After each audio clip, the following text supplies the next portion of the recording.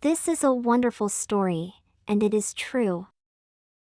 You will be pleased that you heard it, and I believe you will pass it on. This story is an important piece of American history.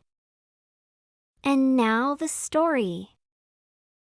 It happened every Friday evening, almost without fail, when the sun resembled a giant orange and was starting to dip into the blue ocean.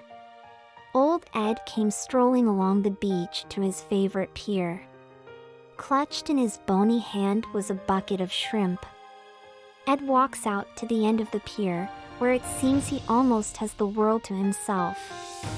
The glow of the sun is a golden bronze now. Everybody's gone, except for a few joggers on the beach. Standing out on the end of the pier, Ed is alone with his thoughts and his bucket of shrimp. Before long, however, he is no longer alone.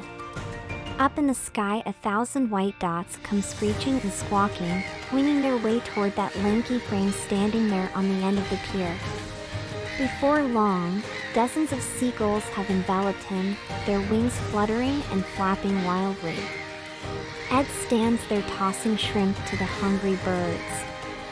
As he does, if you listen closely, you can hear him say with a smile, "Thank you. Thank you."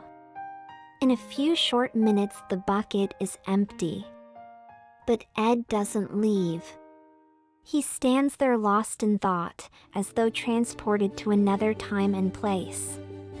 When he finally turns around and begins to walk back toward the beach, a few of the birds hop along the pier with him until he gets to the stairs, and then they, too, fly away. And old Ed quietly makes his way down to the end of the beach and on home. If you were sitting there on the pier with your fishing line in the water, Ed might seem like a funny old duck, as my dad used to say. Or, to onlookers, he's just another old codger, lost in his own weird world, feeding the seagulls with a bucket full of shrimp. To the onlooker, rituals can look either very strange or very empty. They can seem altogether unimportant, maybe even a lot of nonsense.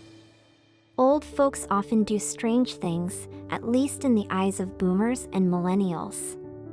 Most of them would probably write old Ed off, down there in Florida. That's too bad. They do well to know him better. His full name, Eddie Rickenbacker.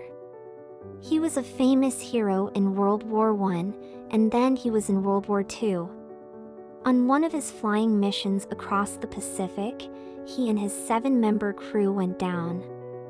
Miraculously, all of the men survived, crawled out of their plane, and climbed into a life raft. Captain Rickenbacker and his crew floated for days on the rough waters of the Pacific. They fought the sun. They fought sharks. Most of all, they fought hunger and thirst. By the 8th day, their rations ran out. No food. No water. They were hundreds of miles from land and no one knew where they were or even if they were alive. Every day across America, millions wondered and prayed that Eddie Rickenbacker might somehow be found alive. The men adrift needed a miracle. That afternoon, they had a simple devotional service and prayed for a miracle. They tried to nap. Eddie leaned back and pulled his military cap over his nose. Time dragged on. All he could hear was the slap of the waves against the raft. Suddenly, Eddie felt something land on the top of his cap. It was a seagull. Old Ed would later describe how he sat perfectly still, planning his next move. With a flash of his hand and a squawk from the gull, he managed to grab it and wring its neck. He tore the feathers off, and he and his starving crew made a meal of it, a very slight meal for 8 men. Then they used the intestines for bait. With it, they caught fish, which gave them food and more bait, and the cycle continued. With that simple survival technique, they were able to endure the rigors of the sea until they were found and rescued after 24 days at sea.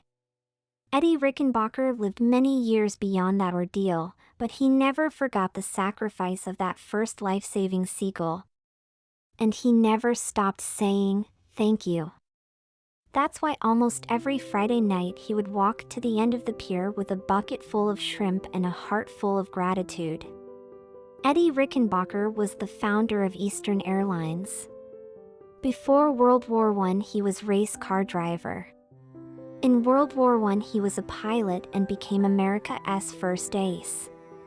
In World War II, he was an instructor and military advisor, and he flew missions with the combat pilots. Eddie Rickenbacker is a true American hero.